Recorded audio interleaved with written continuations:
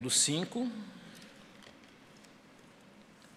Coloque-se em pé em reverência à leitura da palavra do Senhor. Eu vou ler os versos 3 a 9 de Mateus 5. Ouça com atenção e depois da leitura eu vou orar.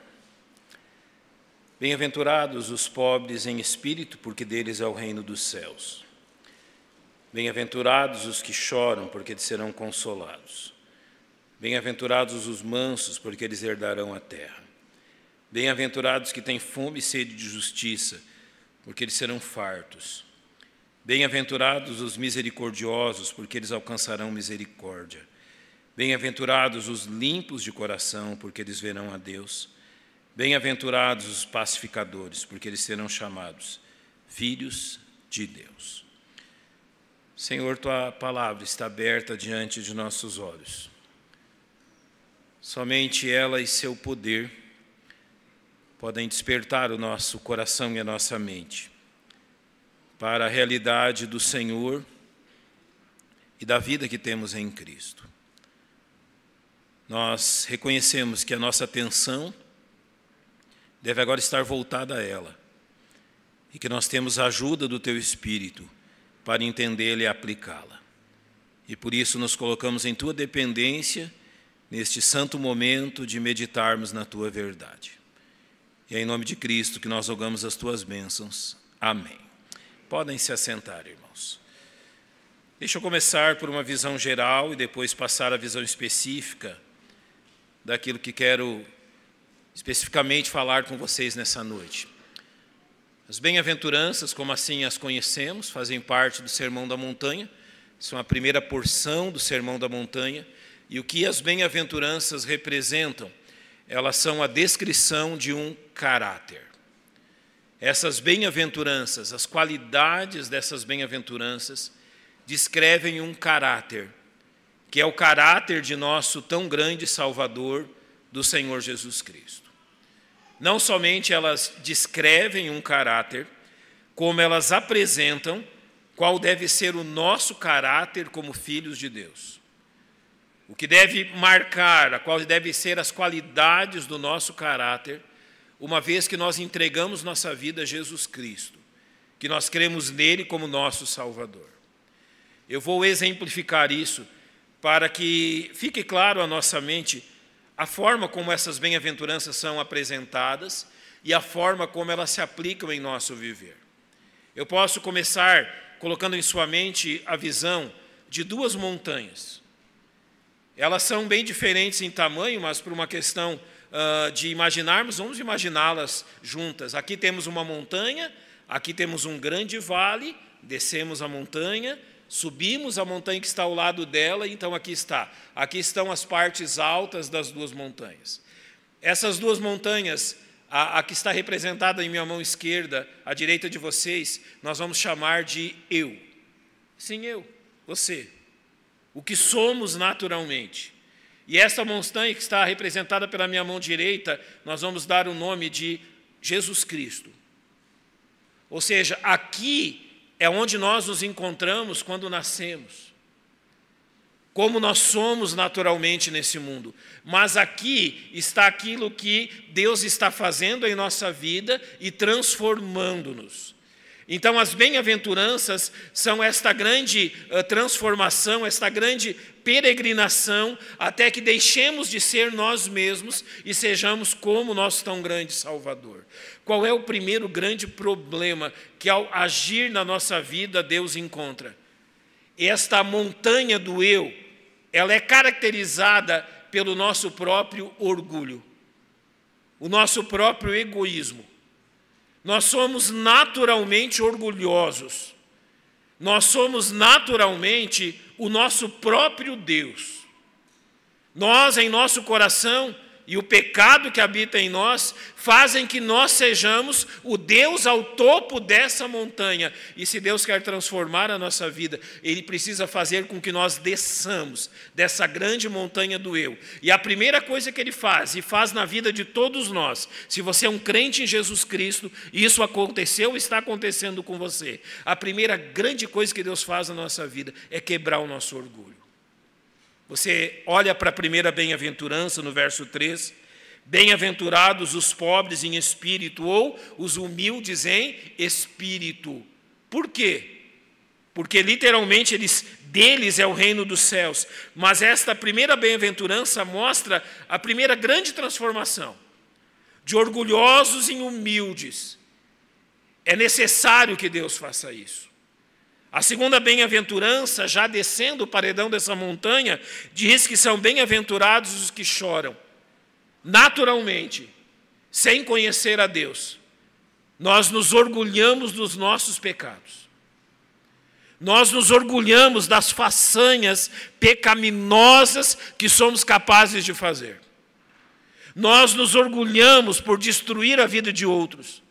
Paulo diz a Tito, nós nos orgulhamos por sermos odiosos e odiarmos uns aos outros. Nós temos em Cristo um verdadeiro orgulho pelo nosso pecado. O que Deus tem que fazer então para nós? Ele tem que fazer que ao invés de orgulho, nós choremos pelos nossos próprios pecados. Ele prossegue nisso. Verso 5. Notem que nós estamos descendo a montanha do eu. Bem-aventurados os mansos. Uma das grandes dificuldades que um pecador tem, e você vai notar pelo exemplo que eu vou lhe dar, é muito simples, qualquer homem, para qualquer ser humano, usando do seu próprio dedo, apontar para si mesmo e dizer o quê? Eu sou um pecador. Eu sou assim. Eu sou dessa forma, e apontar seus grandes erros. Mas você reconhece que a grande dificuldade que temos não é quando nós apontamos para nós mesmos dizendo como somos, mas quando alguém aponta o dedo para nós e diz, você é assim. Nós não gostamos disso. Nós temos dificuldade em sermos acusados disso. Então a mansidão, já descendo o sopé dessa montanha, demonstra que agora nós nos tornamos mansos, e quando apontando e realmente denunciando o nosso pecado, ao invés de nos rebelarmos contra isso, nós recordamos e dizemos, sim, eu sou tudo isso que você está dizendo, e muito mais. Você já percebeu que é impossível ofender um homem humilde? Você já percebeu que é impossível magoar uma pessoa humilde? Porque tudo o que você disser dela, ela reconhecerá como verdade, e talvez se volte a você e diga, eu sou tudo isso que você está dizendo de mim, e se você realmente me conhecesse, agora eu aponto para mim mesmo, se verdadeiramente você me conhecesse, você não me suportaria. Ele quebrou nosso orgulho, nosso amor pelo pecado, nossa insatisfação em sermos pecadores, então Deus nos levou ao fundo do vale. Notem que na obra que Ele realiza em nossa vida, Ele precisa nos derrubar do eu e nos levar ao fundo do vale. O que há no fundo do vale? Verso 6. Bem-aventurados que têm fome e sede de justiça. É quando somos derrubados ao pó da terra. E eu costumo usar esse exemplo quando falo do verso 6. Quando é que nós perdemos o medo de altura?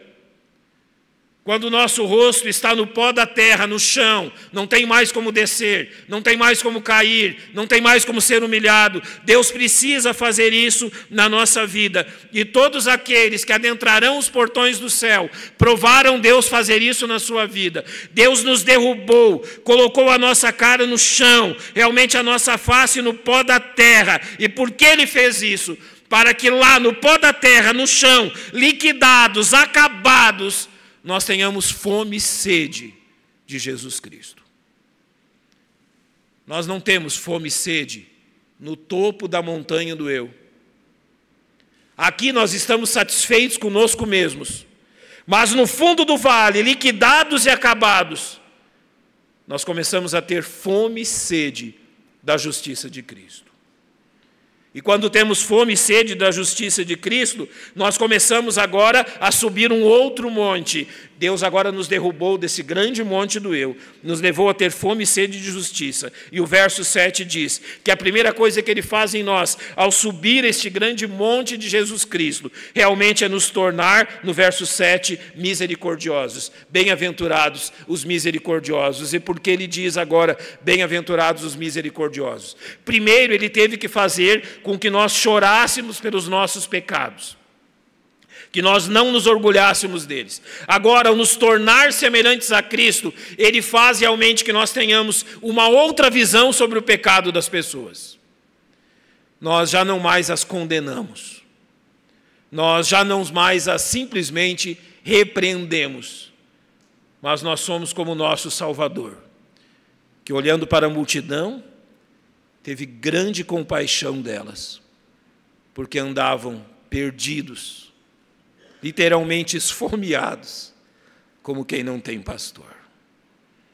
Cristo nos faz misericordiosos, para que as nossas palavras não destruam aqueles a quem pregamos, mas os edifiquem. Então, neste subir em direção a Cristo, Ele diz que nós somos feitos também limpos de coração. E é interessante isto. Se um dia amamos o pecado, e se um dia o pecado foi o grande orgulho da nossa vida, agora a grande satisfação da nossa vida é a limpeza do nosso coração. Eu já não amo mais as coisas que eu amava. Eu já não estou ligado às coisas que estavam ligados. E pecados que escravizaram a minha vida já não estão mais presentes. Verdadeiramente, Cristo transformou-me. Ele mudou-me de dentro para fora. Ele mudar a minha natureza. E agora, então, aquilo que eu amava, eu não amo mais. E aquilo que um dia eu desprezei, Deus e a sua santidade é o maior amor da minha vida. É isso que Ele faz. Enquanto nós crescemos neste monte chamado Cristo, nós aprendemos a amar o nosso Deus, a elogiá-lo, a olhar para as suas virtudes, para o seu poder. E dia a dia nós nos regozijamos naquilo que Ele faz por nós e naquilo que Ele é. A continuidade disso no verso 9 diz que nós nos tornamos pacificadores. Lembra que ao descer o monte, nós agora não temos mais medo que as pessoas apontem para nós e apontem os nossos pecados. Nós os reconhecemos. Agora, como pacificadores, nós estamos ensinando aqueles que estão ao nosso lado a viver da mesma forma. Agora estamos os encorajando a viver como Cristo, a seguir Cristo, a pensar em Cristo, a levar a Cristo tudo aquilo que envolve o seu viver. Não mais o amor pelo pecado, mas o amor por aquele que transformou a minha vida. Esta é a visão geral das bem-aventuranças. Eu não vou entrar na parte da consequência delas, que é a perseguição, que comprova que realmente estamos em Cristo, mas eu quero com vocês hoje olhar de forma especial para o verso 4. Olhe bem o que é a segunda bem-aventurança. Verso 4. Bem-aventurados os que choram. Qual foi a última vez que você chorou? Eu acho que muitos de nós foi hoje, né? Para muitos foi hoje. Você já percebeu que nós não gostamos disso? Nós, normalmente, para chorar, nos escondemos. Nós queremos um lugar secreto onde ninguém veja. Talvez você ainda fale isso para os seus filhos, mas eu cresci ouvindo o quê? Homem não chora. É um dos maiores fake news da história, né? Nós não gostamos desse versículo, talvez pela questão que ele insere, que é o do choro. Eu não quero que você pense que Jesus aqui está sendo sarcástico com aquelas pessoas. Se no verso 13 ele disse assim, bem-aventurados os humildes, e a multidão de pessoas que ouviram esse sermão era constituída de pessoas pobres, de pessoas que sofriam, eles eram escravos do Império Romano. Jesus não está dizendo assim para eles, olha, vocês são felizes, porque vocês são pobres, são humildes, são escravos. E ele nem está dizendo isso no verso 4, olha, vocês são felizes, porque vocês vivem chorando. Vocês sofrem todo tipo de injustiça, vocês passam fome, vocês muitas vezes não têm onde dormir, não têm segurança, e olha, eu estou considerando vocês muito felizes. Jesus não faria esse tipo de coisa. Ele não está falando nesses termos. Realmente, o que ele faz quando diz que são bem-aventurados os que choram, e cada bem-aventurança constitui-se também numa promessa, ele diz que são bem-aventurados os que choram, porque Deus prometeu a eles consolo. São bem-aventurados os que choram, porque Deus prometeu enxugar as suas lágrimas. São bem-aventurados os que choram, porque o nosso Deus é o Deus de toda a consolação. São bem-aventurados os que choram, porque Deus está ao lado dos que choram. São bem-aventurados os que choram, e eu vou demonstrar-lhes isso em primeiro lugar, porque você não encontra nenhum versículo das Escrituras que diga que Jesus sorriu, por exemplo. E eu creio, literalmente acho isso, que em muitos momentos ele tenha sorrido, e o seu sorriso tenha animado e confortado muitas pessoas.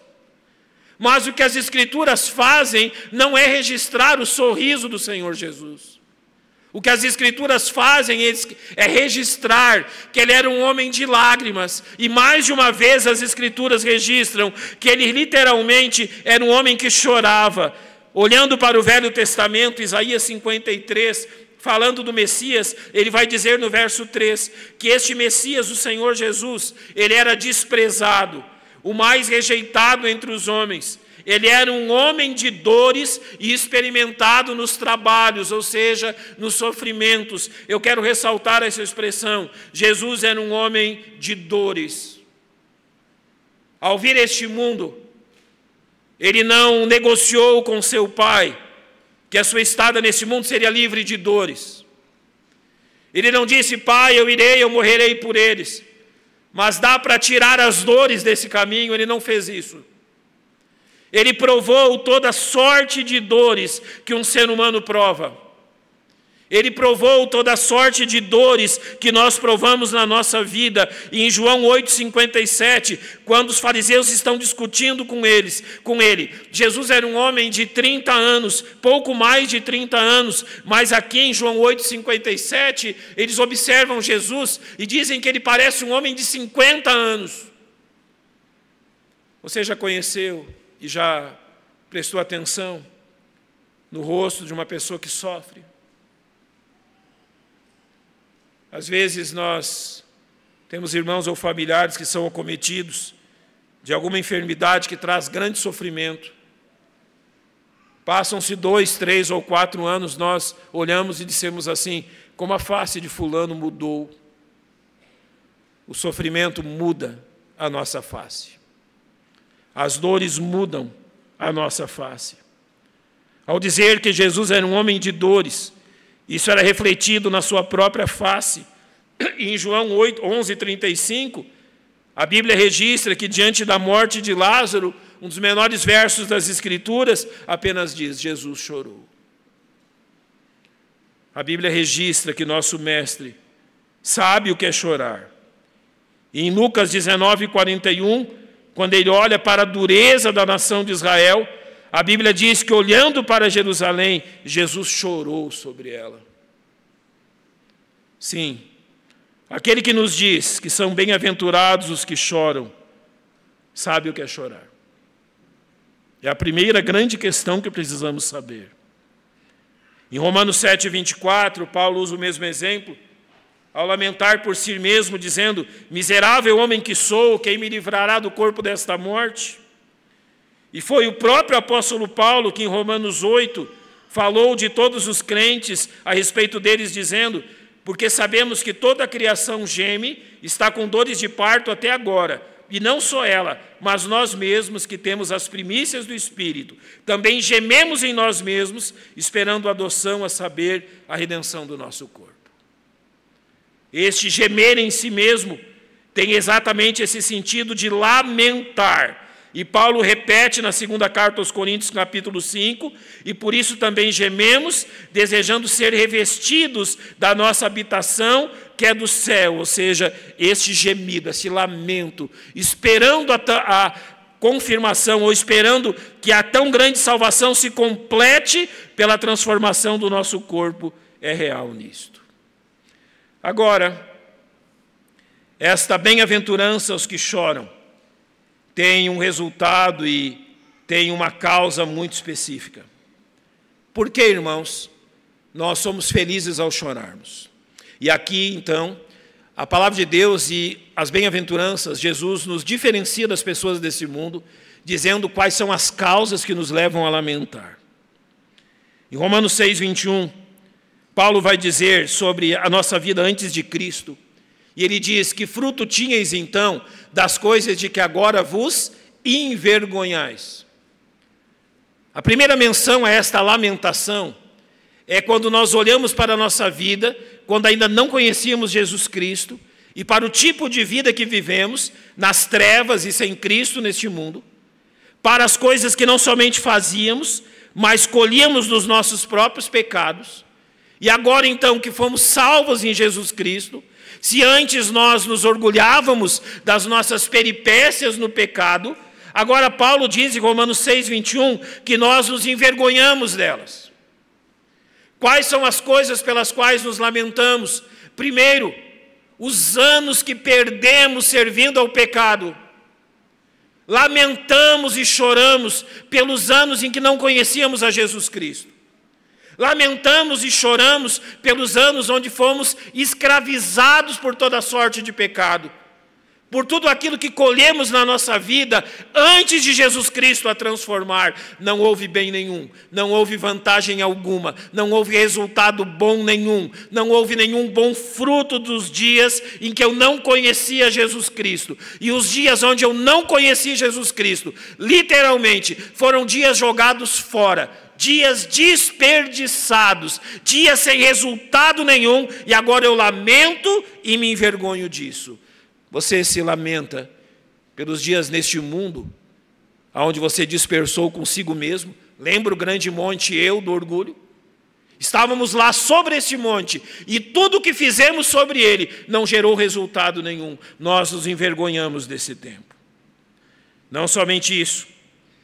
Em 1 Coríntios 11, 28, quando nós celebramos a ceia, nós lemos assim: examine-se, pois, o homem a si mesmo.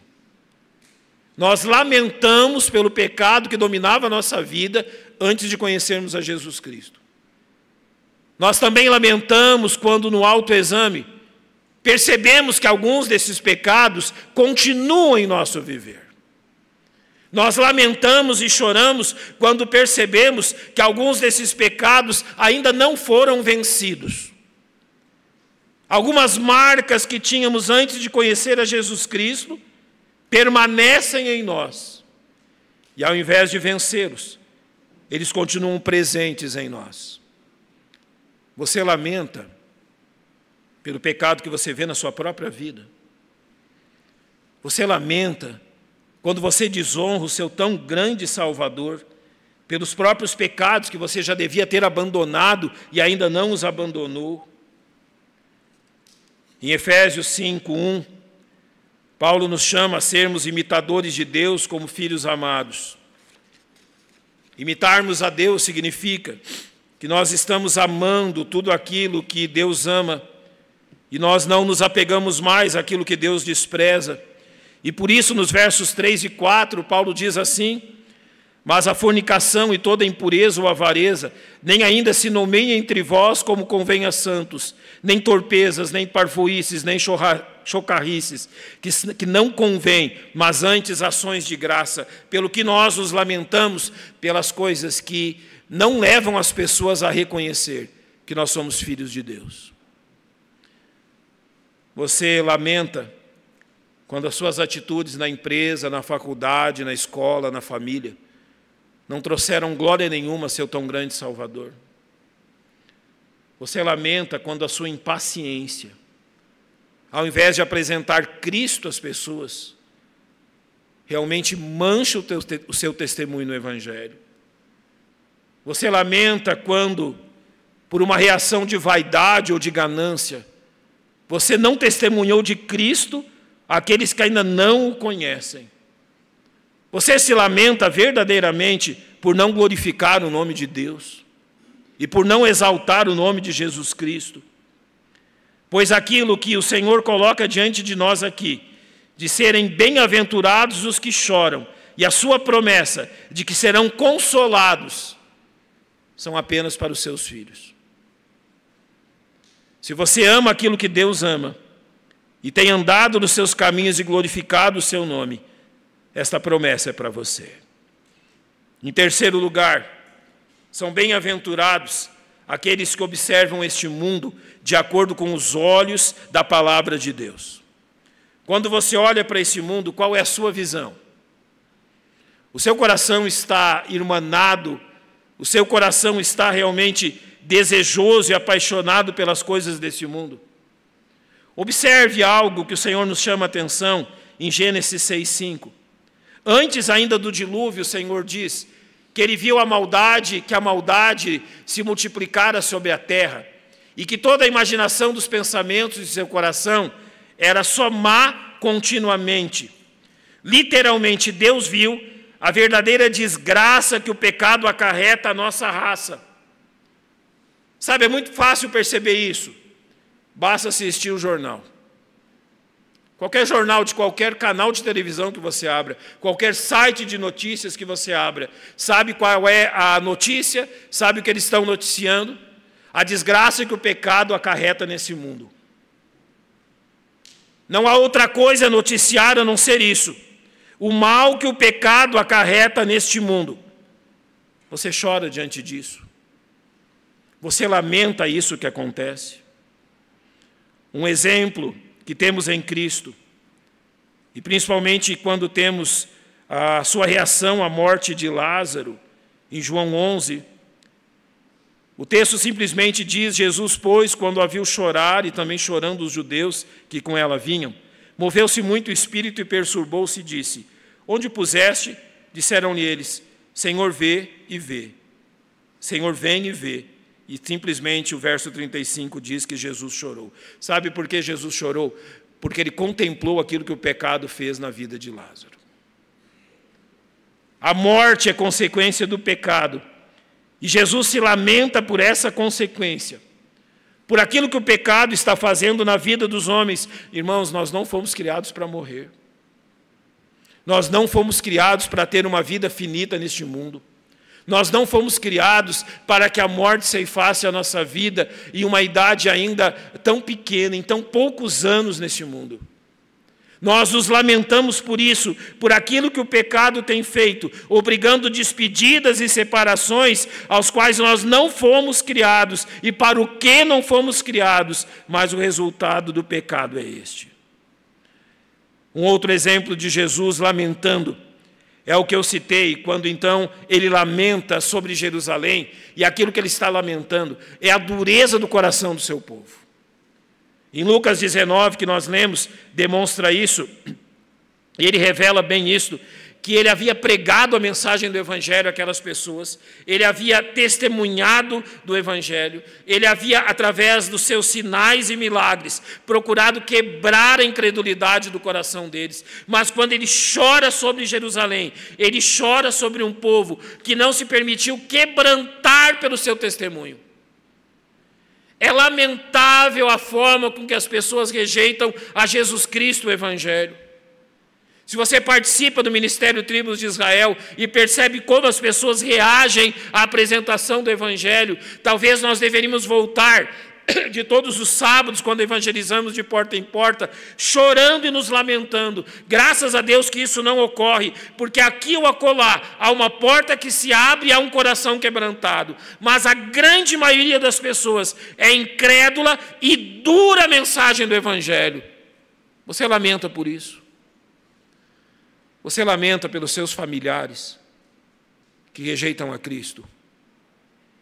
Você lamenta pelas pessoas que você ama, aos quais você tem testemunhado do Evangelho e aos quais você tem pregado sobre Jesus Cristo, e elas sistematicamente têm dito não. Um de meus familiares, eu já contei isso a vocês, numa cama de hospital, poucas horas antes de partir, ouviu o Evangelho e, tendo seu corpo já em tal estado por causa da sua enfermidade, tendo a eternidade algumas horas diante dele, não, eu vivi desse jeito, e eu vou morrer desse jeito. Isso nos faz lamentar. E lamentar principalmente porque em 2 Coríntios capítulo 4, Paulo nos dá razão disto. Mas se ainda o evangelho está encoberto, para os que se perdem está encoberto, nos quais o Deus desse século cegou os entendimentos dos incrédulos, para que não lhes resplandeça a luz do evangelho da glória de Cristo, que é a imagem de Deus. Nós nos lamentamos pelo que o pecado tem feito no coração das pessoas. E por aquilo que o Deus desse século, Satanás, tem feito, cegando seus olhos, para que não contemplem Jesus Cristo. Essas são algumas razões de lamentação. Você lamenta por alguma delas? Ou tudo isso não faz diferença para você? Você tem se preocupado com algumas dessas questões? Ou simplesmente tudo isso não causa realmente sentimento algum ao seu coração? Todos esses motivos de lamentação não causam realmente que o seu coração se mova. Mas graças a Deus, que no verso 4, ao dizer que são bem-aventurados os que choram, há uma promessa. Porque eles serão consolados. Sabe, irmãos, há 3 circunstâncias aonde nós somos consolados e essa promessa se cumpre. O primeiro grande consolo que é colocado sobre a nossa vida é no dia em que nós conhecemos Jesus Cristo. O primeiro grande consolo dado como resposta a essa promessa, bem-aventurados os que choram, porque serão consolados, nós recebemos no dia da nossa salvação. Eu não quero com isso dizer que todos nós que nos convertemos a Cristo tenhamos derramado lágrimas nesse dia.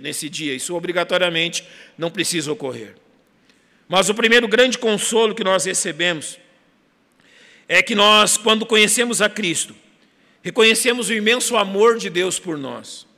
E eu quero assemelhar isso àquilo que aconteceu com o filho pródigo em Lucas 15, que então nos versos 17 e 18 dizem que quando ele torna a si, depois de tudo aquilo que ele fez, ele olha e reconhece quantos jornaleiros, quantos trabalhadores de meu pai têm abundância de pão e eu aqui pereço de fome. Então ele reconhece e diz: levantar-me-ei, irei ter com meu pai e dir-lhe-ei: Pai, pequei contra o céu e contra ti. Então, no verso 19, ele repete: já não sou digno de ser chamado teu filho, faze como um dos teus jornaleiros. E o verso 20 completa: e levantando-se, foi para seu pai, e quando ainda estava longe, viu seu pai e se moveu de íntima compaixão. Para completar no verso 24, nas palavras do pai: este meu filho estava morto e reviveu, tinha se perdido e foi achado, e começaram a alegrar-se.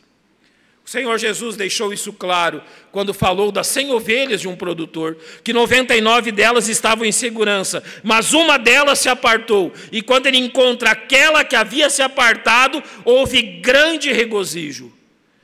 Nós sabemos, e a Bíblia nos diz, que quando uma alma se volta a Cristo, há literalmente regozijo no céu. O primeiro grande consolo que recebemos de Deus é no dia da nossa salvação.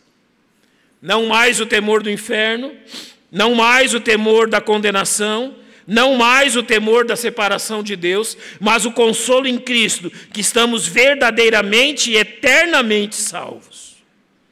Sabe, se fosse só isso em nosso viver, já seria uma grande bênção, mas as questões não param por aí. Nós ainda somos consolados em nossa vida diária. Graças a Deus, porque o seu consolo permanece sobre nós em toda a nossa vida. Em circunstâncias e questões que enfrentamos e que realmente somos restaurados e fortalecidos por Ele, pela comunhão e pelo consolo precioso que Deus nos dá. Como, por exemplo, naquilo que 1 João 1,9 diz: se confessarmos os nossos pecados, Ele é fiel e justo para nos perdoar os pecados e nos purificar de toda injustiça. Você já provou o consolo de ter a comunhão restabelecida por Deus?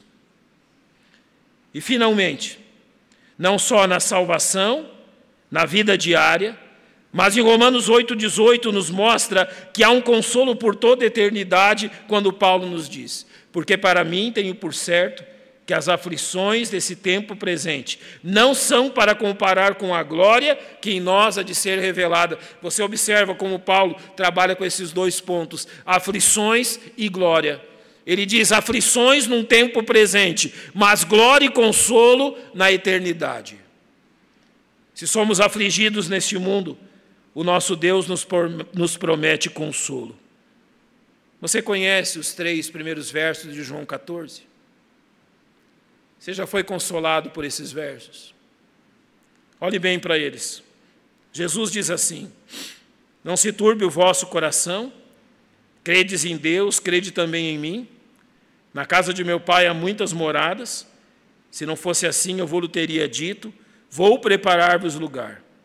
E quando eu for e vos preparar lugar, virei outra vez e vos levarei para mim mesmo, para que onde eu estiver, estejais vós também. Quando eu era criança e ouvi do Evangelho pela minha mãe, eu ficava imaginando na minha mente João 14. Como seria esse lugar? As pessoas que eu lá encontraria. Meu próprio Salvador. Há grande consolo em João 14, ao demonstrar que Cristo tem pensado em nós, não só nesta vida, mas na eternidade. Em Apocalipse 21:4, para concluirmos, nesta eternidade há uma promessa.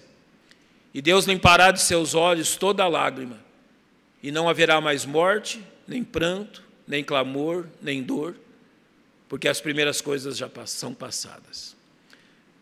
Já me fizeram muitas vezes uma pergunta com base nesse texto, e a pergunta normalmente é assim: pastor, lá no céu, nós vamos lembrar dos acontecimentos tristes desta vida? Eu sempre costumo responder a eles: olha, sim, nós vamos lembrar. Se você já percebeu, uma coisa que Deus não permite que nós façamos é apagar a nossa memória. Se você pudesse apagar a sua memória, o que você apagaria?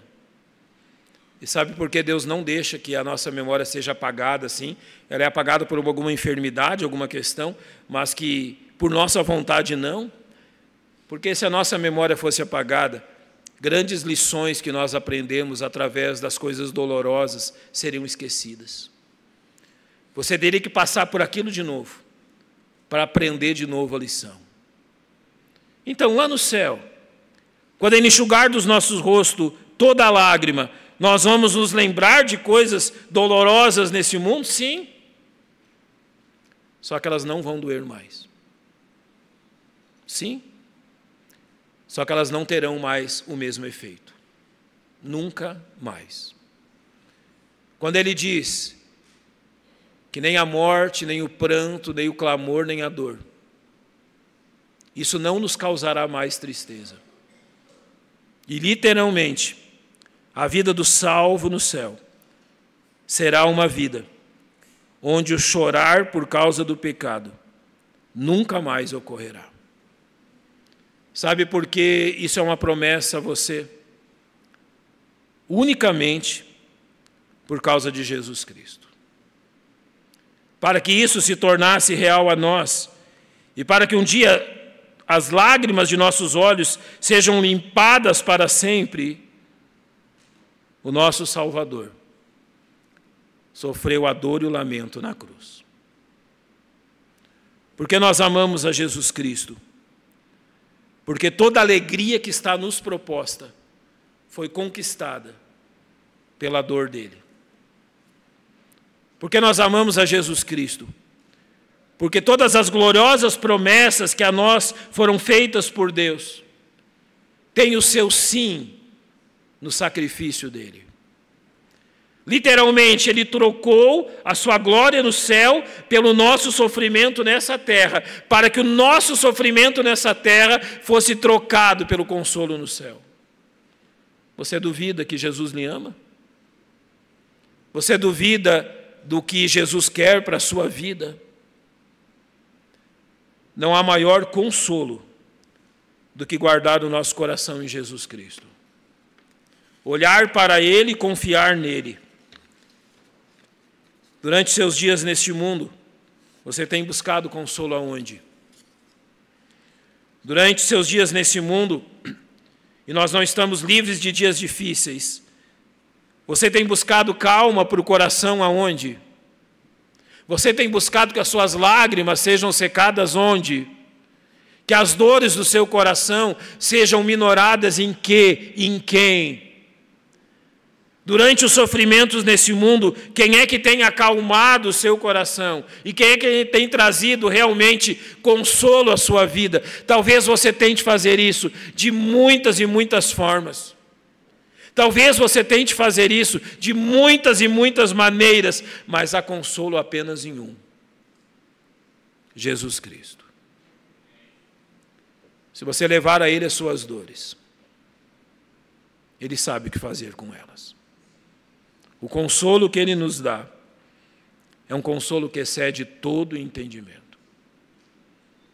Você já crê em Jesus Cristo e já entregou sua vida a Ele? Espero que sim. Para que você prove deste consolo, mesmo em dias difíceis. Vamos fechar os nossos olhos. Vamos agradecer ao Senhor pelo dia de hoje. Nós vamos orar e depois nos despedir cantando. Antes de orarmos, todos aqui têm certeza da sua salvação.